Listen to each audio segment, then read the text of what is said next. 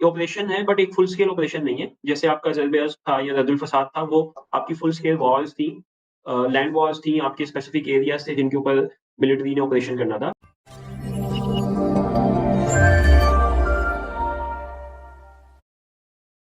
Assalamualaikum everyone and welcome back to Tabir's platform. This is Sumaira किरण और मैं आप सबको वेलकम करती हूँ हमारी करंट अफेयर्स पॉडकास्ट की एपिसोड 1 में। आज के एपिसोड में हमें एज अ गेस्ट स्पीकर जिन्होंने ज्वाइन किया है, उन्होंने एक बार नहीं बल्कि 2 बार पाकिस्तान का सबसे बड़ा इम्तिहान, जिसे मुकाबले का इम्तिहान कहा जाता है, CSS, वो 2 टाइम्स क्वालिफाई किया है। He is none other than Mister Abu Bakar Pasha.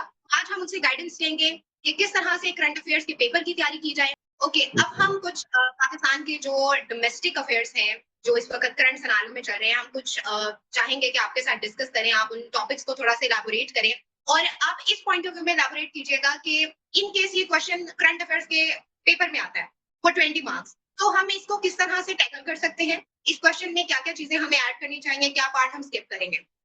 जो फर्स्ट टॉपिक मैं डिस्कस करने जा रही हूँ दैट इज अबाउट ऑपरेशन अज़्म इस्तेहकाम। ये पाकिस्तान के लिए एक बड़ा इंपॉर्टेंट ऑपरेशन जो रिसेंट डेज में हुआ है। तो अगर इससे रिलेटेड हमारे पास कोई टॉपिक करंट अफेयर्स के अंदर आता है या पाकिस्तान अफेयर्स में आता है, डोमेस्टिक अफेयर्स के अंदर, कि अज़्म इस्तेहकाम ऑपरेशन क्या है, इसके क्या चैलेंजेस हैं, क्या डिफरेंट डायमेंशंस हैं, तो हम इस टॉपिक को किस तरह से टैकल करेंगे, इसके ऊपर हमें थोड़ा सा बताएं। ओके, जैसे आपने कहा कि पेपर एस्पेक्ट से ही obviously we will centre this around the paper and candidates of CSS. तो एक चीज़ आई लाइक टू ऐड कि जो भी स्टूडेंट्स हमें सुन रहे हैं, एक तो आप अगर कंटेम्परेरी पेपर्स देखें पिछले 5 साल के, तो आपको क्वेश्चन ही काफ़ी इलैबोरेटिव आते हैं। एग्ज़ामिनर अब आपसे काफ़ी 20 मार्क्स के अंदर एक क्वेश्चन को 3 से 4 पार्ट्स के अंदर डिवाइड करते हैं। वो डेफिनिशन पूछेंगे या वो चीज़ क्या है, उसके बारे में पूछेंगे, उसके फैक्टर्स क्या कंट्रीब्यूट कर रहे हैं, उसका हिस्टोरिकल बैकग्राउंड क्या है, उसके कॉन्सिक्वेंसेस क्या हैं एंड उसके प्रोस एंड कॉन्स क्या हैं, ठीक है? अब अगर आप कैंडिडेट हैं या आप स्टूडेंट हैं, आप you are sitting in exam और आपको इसमें से कुछ भी नहीं पूछा, स्टेटमेंट के अंदर कुछ भी नहीं पूछा, सिंपल पूछा आपने आज़म इस्तेकाम के बारे में लिखें, तब भी आपने एज़ अ स्टूडेंट आपको ये सारी चीज़ें पता होनी चाहिए। ये आपके सारे की पॉइंटर्स हैं जो आपको कोई भी नो सिर्फ़ ये टॉपिक नहीं, कोई भी आपका टॉपिक हो उसके अंदर आपने प्रिपरेशन करनी है, तो आपको ये सारे फैक्टर्स उसके अंदर पता होने चाहिए। अब हम इसको ही ब्रेक डाउन करते हैं, जैसे अज़्म इस्तेकाम की बात करें हम, तो सबसे पहले आएगा कि डिफाइन अज़्म इस्तेकाम और baby what is Azm इस्तेकाम itself, ठीक है? तो एक कैंडिडेट को पता होना चाहिए कि ये क्या चीज़ है, इटसेल्फ ये क्या प्रोसेस है। आइदर अब हमें ये पता है कि ऑपरेशन है, इसके लिए ऑपरेशन का टर्म भी यूज़ हुआ। तो इसके ऊपर काफ़ी डिबेट्स भी चली, केपीके वालों ने, केपीके के मिनिस्टर ने, सीएम ने इस पे ऑब्जेक्ट भी किया कि while they were in the cabinet meeting, तो ऑपरेशन का वर्ड यूज़ नहीं किया गया था, राइट? तो ये इटसेल्फ एक स्टूडेंट के लिए सबसे पहला आउट ऑफ क्यूरियोसिटी, अगर एग्ज़ाम में क्वेश्चन आता है, तो उसको ये सबसे पहले यही एग्ज़ामिनर की भी क्यूरियोसिटी ये होगी कि कैंडिडेट को कितना पता है, कि whether it is an operation और नॉट। एंड अगर ऑपरेशन है, तो किस स्केल का ऑपरेशन है और अगर नहीं है, तो किस स्केल का है। अगर हुकूमत ने पहले का ऑपरेशन है, उन्होंने फिर रिट्रीट किया अपने आर्गुमेंट से, तो किन बेसिस के ऊपर की। तो ये कैंडिडेट को सब कुछ पता होना चाहिए। इन अ नटशेल मैं वैसे बता देता हूँ कि ये ऑपरेशन है बट एक फुल स्केल ऑपरेशन नहीं है। जैसे आपका ज़रबेयज़ था या रद्दुल फसाद था, वो आपकी फुल स्केल वॉर्स थी, लैंड वॉर्स थी, आपके स्पेसिफिक एरियाज़ थे जिनके ऊपर मिलिट्री ने ऑपरेशन करना था। Azm Istehkam isn't like that. ये एक आपका इंटेलिजेंस बेस्ड ऑपरेशन है, जिसमें जस्ट लाइक सर्जिकल स्ट्राइक, आप इंटेलिजेंस की बेस के ऊपर किसी पर्टिकुलर एरिया को या किसी पर्टिकुलर ग्रुप ऑफ टेररिज्म को एलिमिनेट करते हैं। And this is not limited to boundaries. ये भी डिफरेंस है फुल स्केल ऑपरेशन से, क्योंकि जो फुल स्केल ऑपरेशन होते हैं, वो किसी सिटी, किसी रीजन तक महदूद होते हैं। ये क्योंकि इंटेलिजेंस बेस्ड ऑपरेशन है, तो this is throughout Pakistan and sometimes beyond Pakistan border as well. Just to eliminate the terrorist और द कॉज़ ऑफ टेररिस्ट, ठीक है? तो आपने सबसे पहले तो आपने उस ऑपरेशन की नौयत लिखनी है एग्ज़ाम के अंदर, ठीक है? दूसरा लिखना है कि उसकी ज़रूरत क्यों पेश आई हम लोगों को, why we went for this और why we announced this at this time.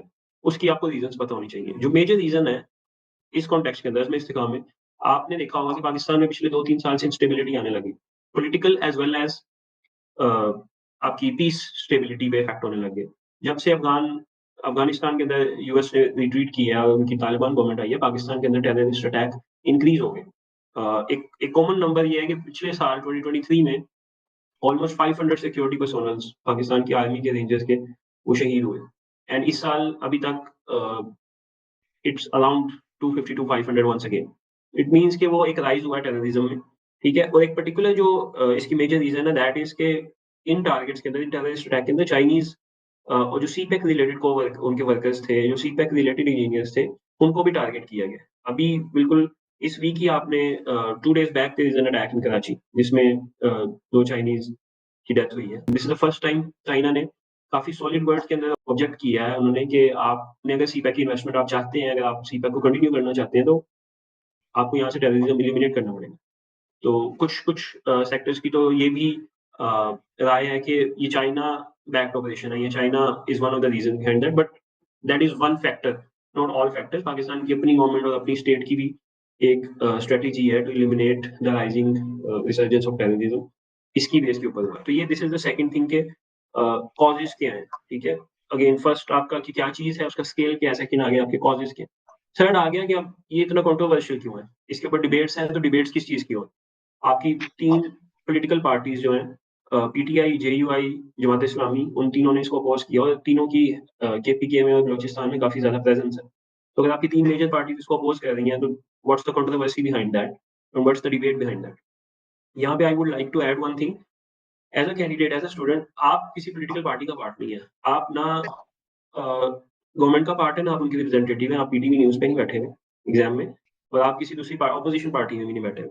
तो आपने अपना क्वेश्चन न्यूट्रल रखना है, आपने एज़ अ स्टूडेंट उस चीज़ को स्टडी करना है कि वो चीज़ क्या है, गवर्नमेंट की साइड की उस पे क्या राय है, स्टेट की उसके ऊपर क्या से है, ऑपोज़िशन पार्टी जो उसके ऊपर कॉन्फ्लिक्ट कर रही है, वो किस चीज़ का कॉन्फ्लिक्ट कर रही है। मेबी दे जो करंट उनके इश्यूज़ आ रहे हैं, जिसके ऊपर अभी इन लोगों की टॉक हुई है कि why the need is there, people were scared और people were conscious of the fact कि ये ऑपरेशन ना हो, जैसे पहले ऑपरेशन हुए थे, एक स्पेसिफिक एरिया केपीके का हो, तो वहाँ के लोगों की राय इसमें लाज़मी है in case if it's an operation. तो इस तरह की डिबेट्स पार्टीज़ की तरफ से आई हैं, जो कि जेन्युइन है एंड इवन यहाँ पे स्टेट या जो आपकी गवर्नमेंट है, they are also very very of this fact and they want a global consensus before doing a full scale operation. तो वो डिबेट्स इसी तरह से स्टार्ट हुई, बट उसमें थोड़ी-सी कंट्रोवर्सी ये आई कि गवर्नमेंट ने उसको डायरेक्टली इनिशिएट कर दी टॉक्स को, it should have gone from the parliament and the senate and उसपे डिबेट होनी चाहिए थी, काफ़ी स्पीडीली काफ़ी रश हुआ ये सारा कुछ, but that's a debate and आपको एज़ अ स्टूडेंट इसके अंदर बहुत एहतियात से अपना ओपिनियन लिखना है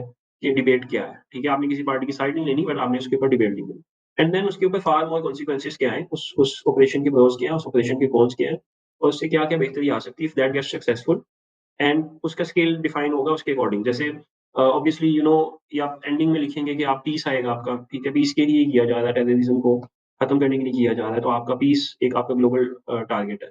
इंटरनेशनल अफेयर्स के अकॉर्डिंग, आपकी डिप्लोमेसी के अकॉर्डिंग भी आप पे इंटरनेशनल प्रेशर है, जैसे अभी चाइना की एग्जांपल दी मैंने, बाकी कंट्रीज़ का भी, इवन इंडिया, यूएस सबका प्रेशर है कि पाकिस्तान में जो अक्सर जो टेररिज्म है उसको कंट्रोल किया जाए। तो ये आपकी स्टेबिलिटी आ गया, फिर international relation is one of the factor आ गया। तीसरा आपकी इकोनॉमी भी आ गई, क्योंकि you need investment in CPEC as well as other avenues. तो आपको फॉरेन इन्वेस्टर्स इन्वेस्ट ही नहीं कर सकते अगर आपके यहाँ पे टेररिज्म है। एंड देन आपकी पॉपुलेशन जो मैसेज है उनकी सिक्योरिटी भी बहुत मैटर करती है। तो अगर आप एक ऑपरेशन करके अगर आप अपने मुल्क के पीसफुल हालात बेहतर कर सकते हैं, आप उसमें स्टेबिलिटी ला सकते हैं, तो दैट इज़ गुड ओवरऑल। इसमें इम्प्लीकेशंस ये हैं कि कुछ जो ट्राइबल एरियाज़ हैं, इफ दे आर डाउटफुल कि कंप्लीट ऑपरेशन है, तो देन उनकी से इसके अंदर होनी चाहिए। इफ अगर उनकी से के बगैर होता है, तो then there could be far reaching effect for this. इसके अंदर मसले आ सकते हैं, इसके अंदर दूसरी साइड से कॉन्फ्लिक्ट्स आ सकते हैं। देन हमारे एक फॉरेन मिनिस्टर की एक स्टेटमेंट रह चुकी है रिसेंटली, सॉरी हमारे डिफेंस मिनिस्टर की ख्वाजा आसिफ की के it could go beyond borders, हम कोई सर्जिकल स्ट्राइक जैसी चीज़ भी कर सकते हैं अफगानिस्तान। तो डिप्लोमैटिक फ्रंट के ऊपर जब तक आप उनको पुश कर रहे हैं अफ़गान तालिबान को, अफ़गान गवर्नमेंट को, कि आप वहाँ पे जो टीटीपी है, तहरीक-ए-तालिबान पाकिस्तान, उनको स्पेस ना दें कि पाकिस्तान पे अटैक कर सकें। हमने यूनाइटेड नेशन में भी इस चीज़ के ऊपर वॉइस रेज़ की है, डिप्लोमैटिक फ्रंट के ऊपर भी की है, वहाँ तक तो it's very good and that is part of Azm Istehkam. मतलब अज़्म इस्तेकाम सिर्फ ऑपरेशन नहीं है, डिप्लोमैटिक फ्रंट के ऊपर भी लड़ना, अपने नैरेटिव बिल्ड करना, उनके नैरेटिव को काउंटर करना, this is also part of the Azm Istehkam. But उसमें जब हम ये कहते हैं कि it could go beyond a the borders, it could go as a surgical strike, तो फिर उसके अपने फार मोर कॉन्सिक्वेंसेस होंगे। फिर आपका डिप्लोमैटिक स्टांस वीक हो जाएगा और आप इंटरनेशनल रिलेशन में आप वीक हो जाएँगे, बट आप शायद अपना मकसद अचीव कर लें, टेम्परेरी पीस अचीव कर लें, बट जो आप डिप्लोमैटिक प्रेशर डाल रहे थे वो नहीं आएगा, फिर रिटेलिएशन के भी चांसेस हैं। So this is how you structure your answer. What is Azm Istikam? What are the reasons and causes behind that? What's the debate around that? Why people are opposing it? What's the narrative of the government? And then pros and cons, and eventually what we will achieve out of it. So this is how you will structure your answer, और आप conclusion देंगे आप again neutral रहेंगे, but आपका एक pro की तरफ आपका एक स्टांस होना चाहिए कि एक चीज़ है, उसका क्या बेनिफिट होगा। इवेंचुअली कंक्लूजन में आप अपना स्टांस दे सकते हैं कि बेस्ड ऑन दिस रीज़न मैं ये स्टांस ले रहा हूँ, या इसके प्रोस कम है, कौन ज़्यादा है, तो मैं इसके अगेंस्ट स्टांस ले रहा हूँ। आपका जो आंसर एज़ अ स्टूडेंट वो टेक्निकल होना चाहिए। वो आउट ऑफ इमोशंस नहीं होना चाहिए, वो out of your love for a particular party और your dislikeness of a government नहीं हो सकता। आपका आंसर एविडेंस बेस्ड और रैशनल होना चाहिए। तो this is mainly a peace and stability centric topic है, जिसको सारी इंफॉर्मेशन हमें पता हो और फिर उस पे जो हम अपना स्टांस है वो पर्सनल सेंटिमेंट्स की बेस पे नहीं बल्कि रैशनैलिटी के यस, साथ हम उसको ड्रॉ करेंगे on the basis yes, of facts and arguments जो हम अपने क्वेश्चन में प्रेजेंट कर रहे हैं। या, very well absolutely. expressed. Thank you so much.